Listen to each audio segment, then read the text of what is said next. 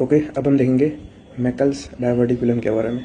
तो सबसे पहले डायवर्टिकुलम का मतलब क्या होता है? It is a pouch formed in the GI tract. Suppose ये हमारी गैस्ट्रोइंटेस्टाइनल ट्रैक्ट रन कर रही है, वहाँ पे अगर ऐसा कोई भी पाउच जैसा स्ट्रक्चर या ट्यूबुलर स्ट्रक्चर फॉर्म हो गया, इसे कहते हैं हम डायवर्टिकुलम। अब मैकल्स डायवर्टिकुलम की डेफिनेशन क्या है? It is a congenital condition. तो सबसे पहले it is a congenital anomaly, it is a congenital diverticulum arising from the terminal ileum and is a part of the unobliterated proximal portion of vitellointestinal duct। अब इसका पूरा मतलब क्या होता है वो देखते हैं। ये देख लो, ये हमारा है यॉर्क सैक के ड्यूरिंग डेवलपमेंट। ये होता है यॉर्क सैक और ये पूरा जीआई ट्रैक्ट। उसमें ऊपर वाला पार्ट होता है फोरगट, फिर ये होता है मिडगट एंड ये hindgut. Foregut, midgut and hindgut. तो ये यॉर्क सैक और मिडगट को कनेक्ट करता है एक ये duct which is known as vitello intestinal duct, VI duct या फिर विटेलो इंटेस्टिनल डक्ट। तो ये प्रेजेंट होता है ड्यूरिंग एम्ब्रियोनिक लाइफ, लेकिन जैसे जैसे डेवलपमेंट होती है वैसे वैसे इसका ऑब्लिट्रेशन हो जाता है और ये डिसअपियर हो जाता है। फिर यॉर्क सैक और एलिमेंट्री कैनाल अलग अलग हो जाता है, ये डक्ट ऑब्लिट्रेट हो जाता है, डिसअपियर हो जाता है। लेकिन कोई कोई केसेस में ये डक्ट परसिस्टेंट रहता है, कि कोई कोई केसेस में ये डक्ट परसिस्टेंट रहता है। अगर पूरा डक्ट परसिस्टेंट रहे तो उसे कहते हैं हम विटेलो इंटेस्टिनल फिस्चुला। लेकिन सपोज अगर डक्ट का, ये डक्ट होगी यॉर्क सैक, डक्ट का ऑब्लिट्रेशन होना स्टार्ट हो गया है, यहाँ तक थोड़ा हुआ लेकिन कंप्लीट ऑब्लिट्रेशन नहीं हुआ, तो अभी बीच में यहाँ पे रुक जाएगा और यहाँ पे बन जाएगा ये diverticulum in the midgut. तो ये उसकी definition, it is the incomplete obliteration of the vitello intestinal duct.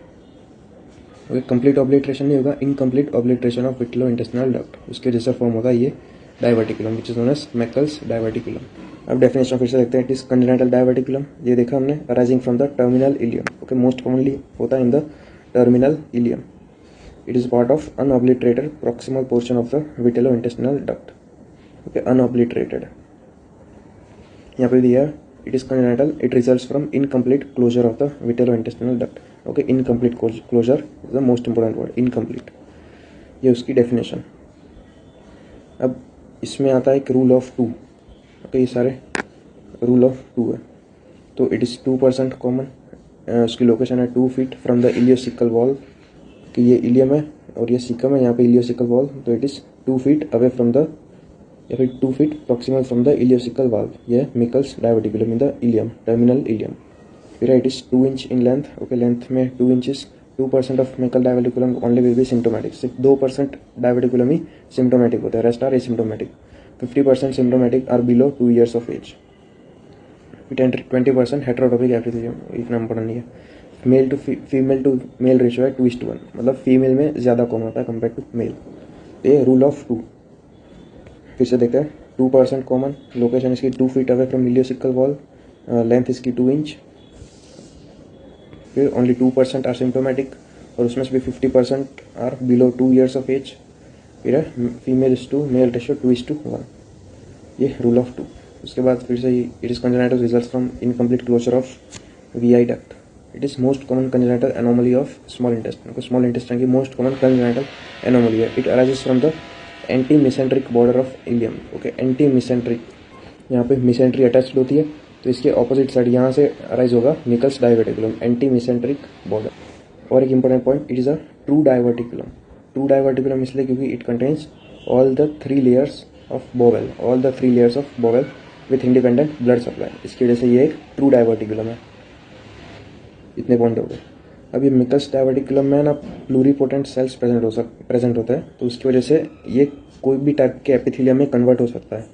It can also contain gastric epithelium, colonic epithelium and pancreatic epithelium, pancreatic tissues. लेकिन most commonly gastric tissues present होते हैं in the Meckel's diverticulum.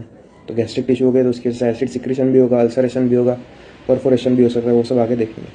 तो इतना याद रखो, 20% cases में हेटेरोटॉपिक epithelium होता है, like gastric epithelium, colonic epithelium और पेंक्रियाटिक एपिथेलियम, पेंक्रियाटिक टिश्यू। अब इट मे और may not be communicated with umbilicus, क्योंकि ये अम्बिलिकस के साथ या तो कनेक्टेड हो सकता है या फिर कनेक्टेड नहीं भी हो सकता है। अगर कनेक्टेड होगा it will be through a band और फिस्टुला। तो ये इतने पॉइंट्स हो गए मैकल्स डायवर्टिकुलम। एक डेफिनेशन, रीजन इसका incomplete closure of VI duct, most common congenital anomaly. Arise कहाँ से होता है? एंटीमेसेंट्रिक बॉर्डर, ट्रू डाइवर्टिकुलम एक्यू है क्योंकि contains all the 3 layers of bowel with independent blood supply.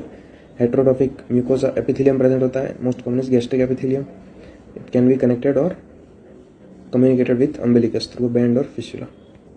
अब प्रेजेंटेशंस देख लेते हैं मेकल्स डाइवर्टिकुलम में। Majority cases are asymptomatic, only 2% are symptomatic, majority are asymptomatic.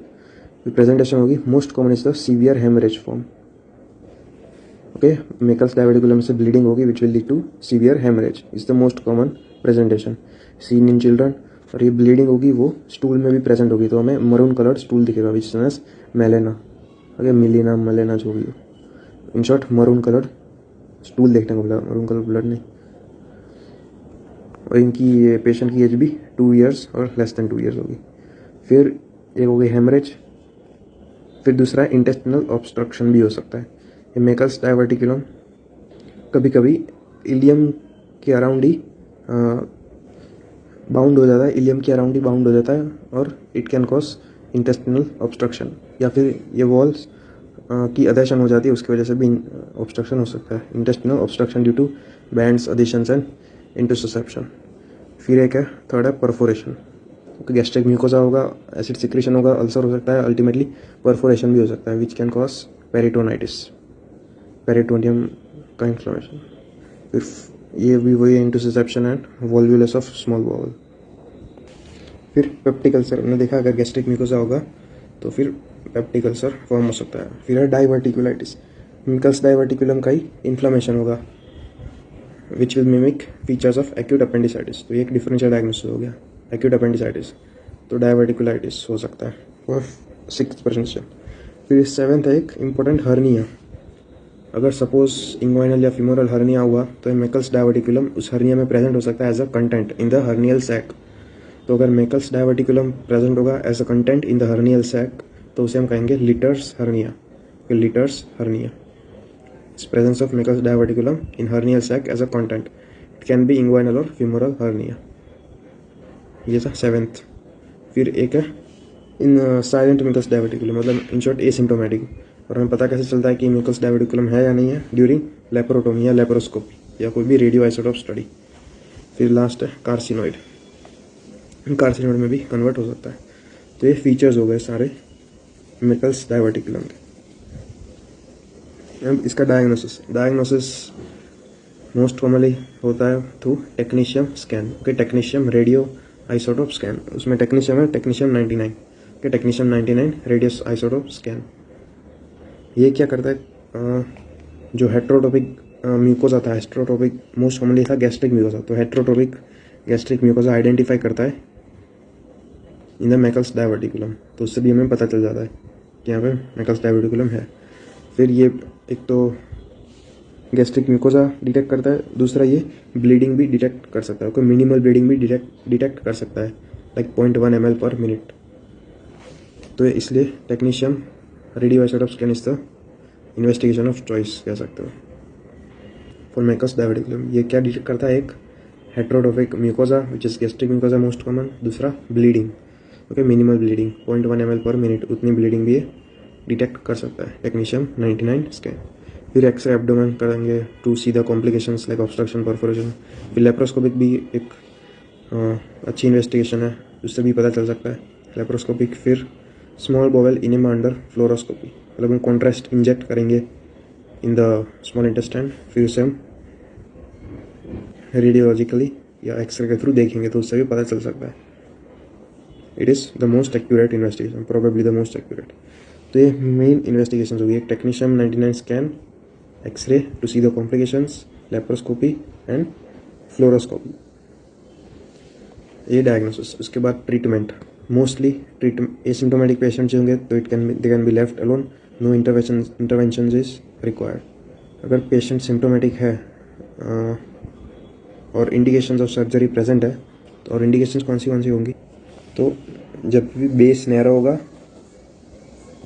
और लेंथ ज़्यादा होगी डाइवर्टिकुलम की, नॉर्मली ऐसा होगा, लेकिन जब कभी भी अगर बेस नैरो होगा और लेंथ ज़्यादा होगी डाइवर्टिकुलम की तो हमें सर्जरी करनी पड़ेगी। Narrow base and lengthy diverticulum. फिर प्रेजेंस ऑफ कॉम्प्लिकेशन जो हमने देखी, adhesions, bands, obstruction, interception, volvulus, वो सब। एसिम्टोमेटिक पेशेंट और प्रेजेंस ऑफ कॉम्प्लिकेशंस, अगर it is found in children below 2 years। तो ये सारी इंडिकेशंस है to perform surgery for Meckel's diverticulum. और सर्जरी में करेंगे क्या, सिंपल, ये सपोज इलियम, ये इलियम है, ये मैकल्स डायवर्टिकुलम, तो हम मैकल्स डायवर्टिकुलम के साथ साथ थोड़ा सा इलियम का पार्ट भी हम रिमूव करेंगे और बाद में जो टर्मिनल एंड्स होता है इलियम के उसे हम एनास्टोमोसिस कर देंगे।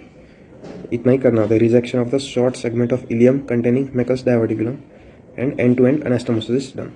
अगर ये इतना इलियम का पार्ट रिमूव नहीं करना हो तो फिर सिंपल मैकल्स डायवर्टिकुलम ही सिर्फ रिमूव करेंगे, तो इसके बाद इतना पार्ट सूचर कर लेंगे, एनास्टोमोसिस कर लेंगे। इसे कहते हैं मैकेलियन डायवर्टिकुलेक्टोमी, और यह है resected Meckel's diverticulum with ileum, या फिर simply resection of Meckel's diverticulum. ये यहाँ पे दिया हुआ है, resection of short segment of ileum containing Meckel's diverticulum end to end anastomosis done. ये पहली वाली, और दूसरी Meckel's diverticulectomy with closure of enterotomy also can be done. तो ये थी ट्रीटमेंट। इंडिकेशंस याद रख लेना, base narrow and lengthy diverticulum वो, और presence of any complication and symptomatic patient. ये था पूरा मैकल्स डायवर्टिकुलम।